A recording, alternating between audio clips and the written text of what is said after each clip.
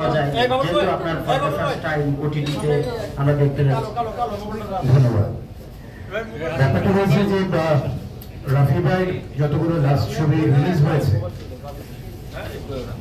আমরা যেরকম জানি, আপনারাও সকলেই জানেন যে ওনার লাস্ট প্রতিটি ছবি অনেক ভালো গিয়েছে। এবং আমার কেন যেন মনে হয়েছে যে আফটার লং টাইম, আপনারা সকলে জানেন যে আমি শহীদুল ইসলাম খোকনের টানা 27টি ছবি করেছি। বিকজ আমি সবসময় বলে এসছি, লাইক শহীদুল ইসলাম খোকন আমরা কখনো সেই ধরনের একজন পরিচালক পাবো না। বাট আফটার লং টাইম আমার কেন যেন মনে হয়েছে যে রায়হান রাফি সাহেবের মধ্যে মনে হয় সেই ধরনের কিছু একটি গুণাবলী তার ভিতরে আছে। তার কিছু ছবির ক্লিপ আমি দেখেছি, আমার ভালো লেগেছে।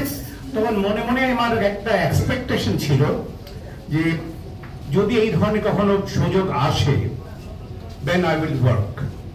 সো ঠিক চিন্তা করতে করতে একটি ব্যাপার আমি ধর্মীয় অনুভূতিতে একটি কথা বলতে চাই।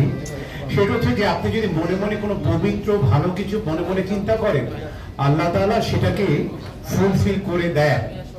আমি এটা 100% বিশ্বাস করি। বিকজ সেটা আমি অনেকদিন চিন্তা করেছিলাম।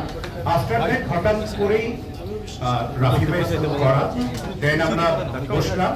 আমি গ্রেটফুল রাফি ভাইয়ের কাছে এবং এট দ্য সেম টাইম বঙ্গ মুশফিক ভাইয়ের কাছে। আমরা কথা বলার পর আমাদের ব্যাটে বলে মিলে গিয়েছিলেন এবং আমরা একটা কাজ করতে যাচ্ছি। এবং আমি বারবারই বলবো যে আমি কাজ করিনি, this is the very first time I am going to work. But আমার কেন যেন মনে হয়েছে যে আমি কাউকে ছোট করছি না বা বড় করছি না। বাট আমার শহীদুল ইসলাম খোকন বলতে আমার আলাদা এক ধরনের কাজ সারা জীবন করে এসছে, সারা জীবন করবে। বিকজ শহীদুল ইসলাম খোকন একটা আলাদা একটা সাবজেক্ট, আলাদা একটি নাম। তো আমার কেন যেন মনে হয়েছে যে we are getting some Shahidul Islam Khokon, যে কিনা আরো ভালো কিছু প্রত্যাশা তার কাছে আমার থাকবে। এই জন্য আমি একটা কাজ করতে আমি ইন্টারেস্টেড হয়েছি। ধন্যবাদ।